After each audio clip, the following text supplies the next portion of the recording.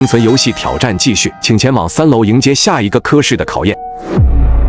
来到3楼，我发现这一层装饰比较独特，无论是墙壁上还是天花板上，都装着密密麻麻的管道。而大厅的正中央竖着一个牌子，上面写着“呼吸科”3个大字。这时大厅里来了2位推着医护车的护士，医护车上分别装的是防毒面罩和瓶装水。此时喇叭声响起，欢迎大家来到呼吸科。在这场考验开始之前，我特地为你们准备了2种物资，你们有1分钟的时间补给，切记每个人只能选择1款物资，不选或者多选者嘎。话音刚落，人群中又开始议论纷纷起来，因为根据前2轮的经验，这2种物资必定直接关系到大家的生死，所以大家对于这个选择都比较纠结，我也是如此，小声的询问青青，防毒面罩和矿泉水，我们选择什么？青青则冷静地分析道，就目前的情况来看，这一关是呼吸科，肯定要选择与其相关的防毒面罩，胜算更大一些。可是什么？我疑惑地问道。我觉得这一关并不是只有选择这么简单，但好在我们是2个人，这样吧，我们一人选择1样东西，这样一来我们的胜算更大一些。好，那就听你的。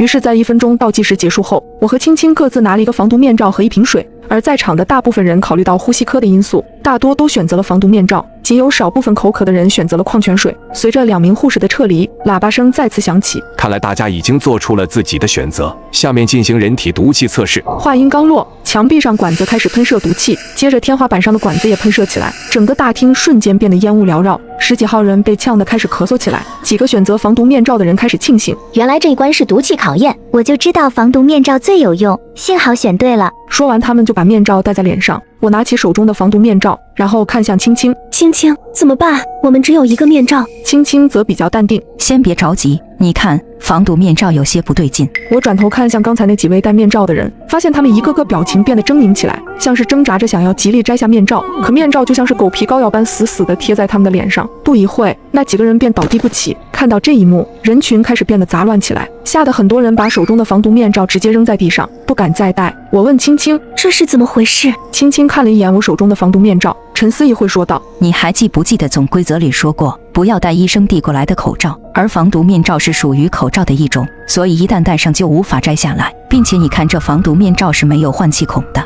他们是被活活憋死的。原来是这样，可是这一关该怎么通过呢？此时大厅里的毒雾越来越浓，有人认为那瓶矿泉水是解药，便大口大口地喝了起来，可是不一会还是倒在了毒雾中。既然这瓶水不是解药，那只能这样做了。说着轻轻撕下一部分衣服，然后倒上矿泉水充当湿毛巾。无论是什么有毒气体，只要用湿毛巾捂住口鼻，都可以尽量减少毒气的摄入，或许这样我们可以扛到毒雾结束。听完我也赶紧撕下衣服，倒上矿泉水捂住了口鼻，而剩余的众人也纷纷效仿起来，有水的倒水，没有水的直接用尿，毕竟保命要紧。终于在我们将要到达人体承受极限时，毒气停止了喷射，毒雾也缓缓散去，喇叭声再次响起，恭喜你们成功通过呼吸科的考验，目前存活人数9人，生存游戏挑战继续，请前往4楼迎接下一科室的考验。